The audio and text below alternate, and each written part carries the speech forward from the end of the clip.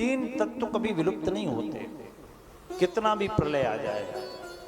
जल, अग्नि और वायु। वायु दिखती नहीं है। अब आपको इसका एक अभी कारण बताता हूं। आप लोग कलश यात्रा करते हैं, ये तो बड़ी बात है।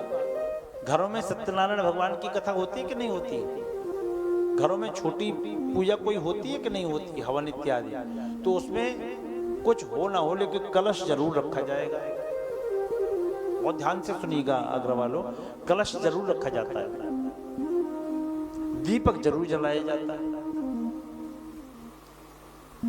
और संकल्प जब होता है तो इस बात का विशेष ध्यान रखिएगा कि संकल्प भी बिना जल के नहीं होना चाहिए। संकल्प में जल का होना परम आवश्यक है। अब कलश भी रखा गया, दीपक भी जलाया, संकल्प में भी जल है, तो कारण क्या है? जल लिया क्यों जाता है? कलश की पूजा होती क्यों है? संकल्प में जल आवश्यक क्यों है? दीपक जलना आवश्यक क्यों है? तो कहा जल, अग्नि और वायु अविनाशी हैं, इनका नाश नहीं होता। लेकिन वायु दिखती नहीं है, जल और अग्नि प्रत्यक्ष दिखते हैं। तो कलश में समस्त तीर्थों का आवाहन किया जाता है कि हम सारे तीर्थों में नहीं जा पाए, लेकिन सारे तीर्थों की क्षमता है कि वो इस कलश में आके बैठे। और हम इस कलश में आप तीर्थ रूपी यज्ञ भगवान को प्रणाम करने के लिए तैयार हैं।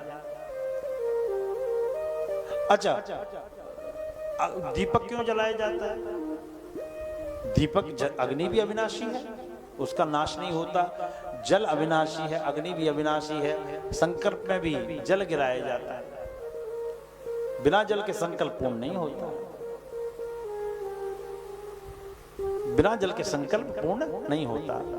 जल गिराया जाता है क्योंकि जल अविनाशी है, जल को साक्षी माना जाता है, उस कलश को भी साक्षी माना जाता है। और दीपक को एक मंत्र बोला जाता है, कर्म साक्षण वै प्रभो, हे कर्म के साक्षी देवता, मैं आपको प्रणाम करता हूं, आप मेरे इस कर्म के साक्षी हैं। इसलिए दीपक और जल का प्रयोग पूजा में किया जाता है। और बिना जल के संकल्प पूर्ण नहीं होता।